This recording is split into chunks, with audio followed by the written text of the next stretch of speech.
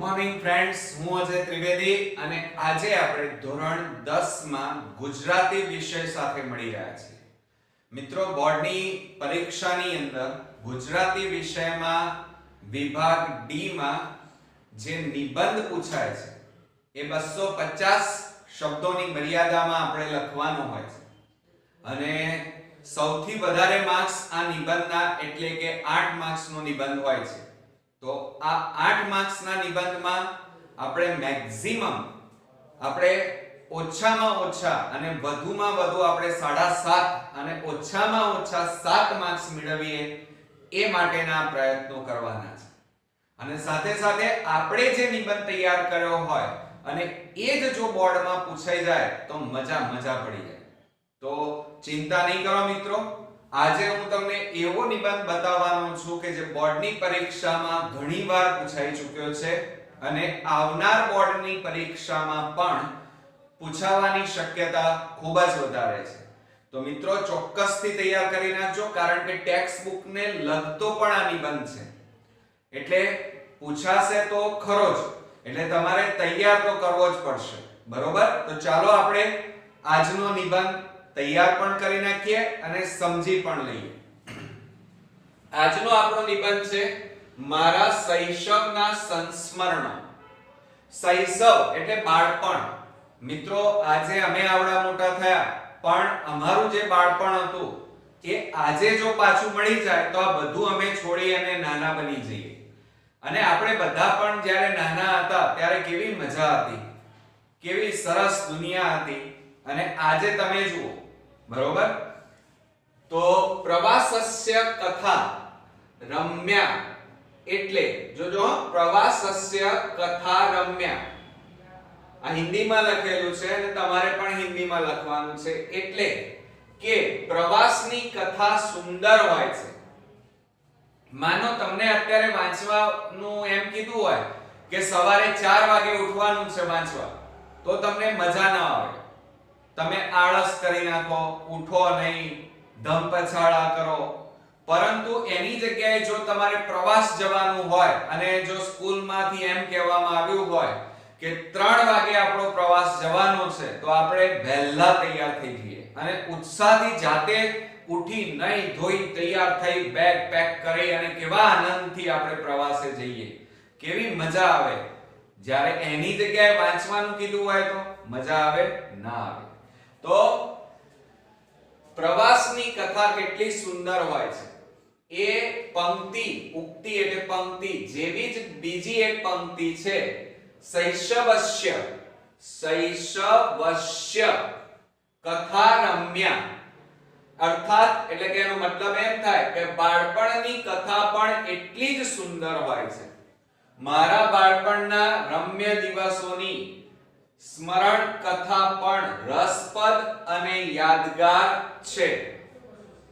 હું મારા બાળપણને મારા જીવનનો સુવર્ણકાળ, દરેક વ્યક્તિ આ દુનિયામાં ચાહે વડાપ્રધાન હોય, ચાહે ક્રિકેટર હોય, ચાહે કોઈ હીરો હોય, ચાહે હિરોઈન હોય, દરેક વ્યક્તિના જીવનકાળમાં એમ પૂછવામાં આવે કે તમારે કયા કાળમાં અથવા તમારા જીવનમાં સૌથી સારામાં સારો પળ કયો, તો એ છે બાળપણ. મિત્રો, બાળપણ એ અમૂલ્ય દિવસો હતા આપણા બધાના. બરોબર? સુવર્ણ કાળ ગણું છું, માણ્યું તેનું સંસ્મરણ કરું. એ છે એક લહાણું. માણ્યું એટલે કે જે બાળપણ આપણે જીવ્યા છીએ એને યાદ કરી અને જીવવું એ પણ એક લાભો છે. ન કોઈ ચિંતા, બાળપણમાં કોઈ ચિંતા નહીં, ન કોઈ બંધન, કોઈ બંધનો નહીં. કેવો જાહો જલાલીનો સુવર્ણકાળ. સંસ્મરણ પોથીનું એક પૃષ્ઠ એટલે કે એક પાનું, એક યાદો કેટલી મજાની. હું 3 વર્ષનો થયો ત્યાર પછીની મારા જીવનની કેટલીક ઘટનાઓ મને આજે પણ યાદ છે. બાળપણમાં મારી બધી ચિંતા મારા માતા પિતા અને મારા દાદા દાદી કરતા હતા.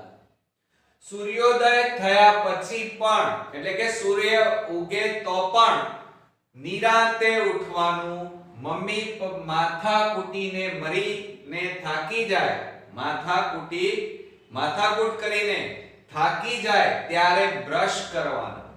મારા માટે ગરમ કરેલું દૂધ ઠંડુ થઈ જાય પછી ફરીથી મમ્મી ગરમ કરી આપે ત્યારે પરાણે પીવાનું. દૂધ પીવાનું તો કોઈને ના ગમે, તમે જાણો જ છો.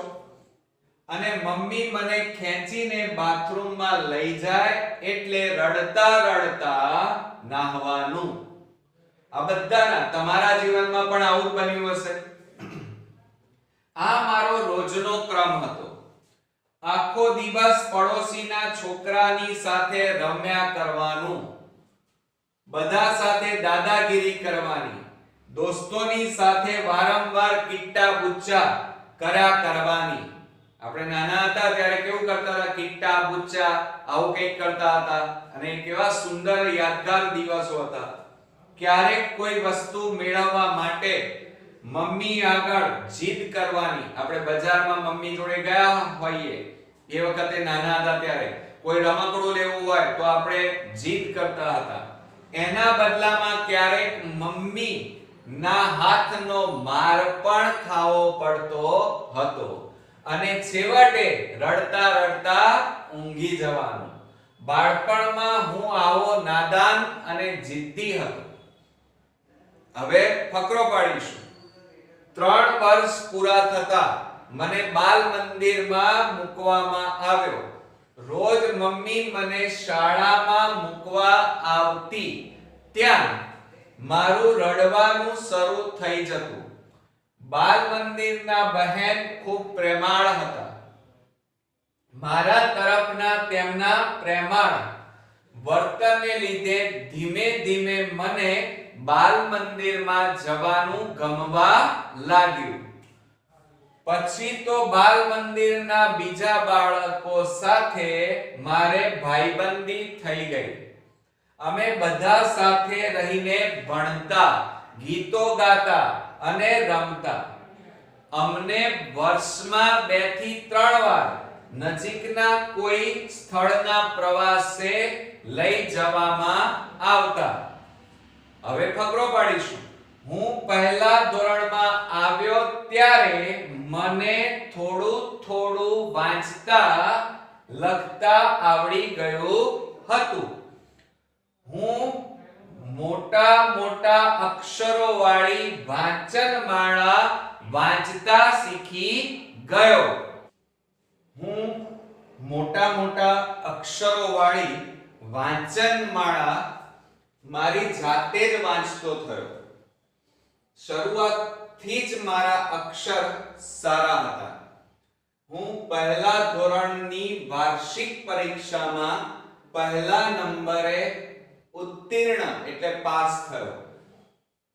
મારા આનંદનો પાર ન રહ્યો. પિતાજીએ મને પહેલો નંબર આવ્યો એટલે એક સરસ બેટ ગિફ્ટ આપ્યું. રજાઓમાં અમે ક્રિકેટ મેચ ગોઠવતા. મમ્મી મને થોડા દિવસ મામાને ત્યાં રહેવા લઈ જતી. ત્યાં મને ખૂબ મજા આવતી. મામા અમને દરરોજ સાંજે ખેતરે લઈ જતા. ત્યાં આંબા પરથી કાચી કેરીઓ પાડવાની, પાણીની કુંડીમાં કૂદાકૂદ કરવાની, ઘાસની જે ગંજી એટલે કે ચાદર પર લપસવાની અને થપ્પો રમવાની મને ખૂબ જ મજા આવતી.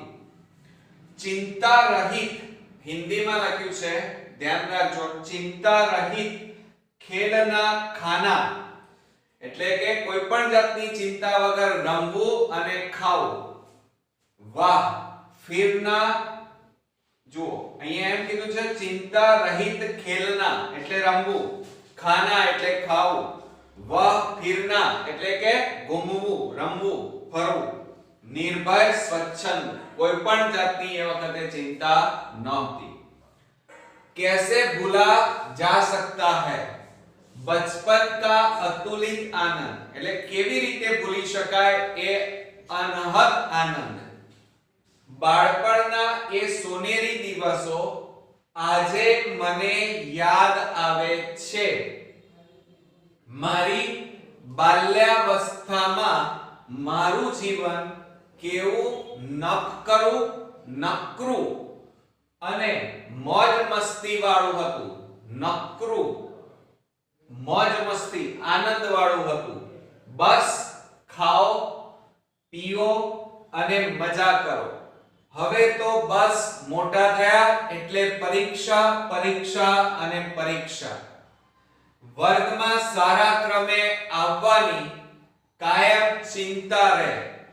ત્યારે મારું મન પોકારી ઉઠે છે કે ફરી બનવા ચાહું હું પ્રભુ બાળ નાનું.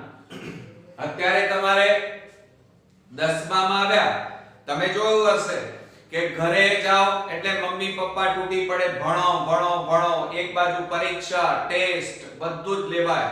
સ્કૂલમાં જાઓ તો ટીચર્સ તમારા કે ભણો ભણો ભણો, સગા સંબંધી આવે તો એ ભણો ભણો ભણો, અને ચારે બાજુ વાંચવાનું, પરીક્ષા, ટેસ્ટ, એમાં પણ સારા માર્ક્સ લાવવાની ચિંતાઓ. અને આ બધું ક્યાંય ખોવાઈ ગયું બચપન, ક્યાંય રમવાનું ખોવાઈ ગયું, ક્યાંય દોસ્તો ખોવાઈ ગયા. એટલે કહેવાનો મતલબ હું હજી પણ ભગવાનને પ્રાર્થના કરું છું, ફરી બનવા ચાહું હું પ્રભુ બાળ નાનું. એટલે કે ભગવાન, હું હજી પણ નાનું બાળક બનવા માંગુ છું. પણ પછી તરત જ સંસ્કૃતના કવિ ભવભૂતિની એ પંક્તિ યાદ આવે છે. તે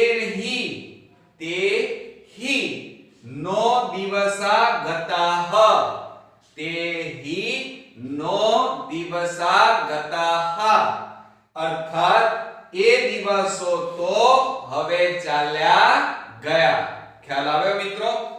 તો આ હતો આપણું બાળપણ નો અગત્યનો, એટલે કે મારા શૈશવના સંસ્મરણોનો ખૂબ જ અગત્યનો બોર્ડની પરીક્ષા માટેનો નિબંધ આપણે જોયો.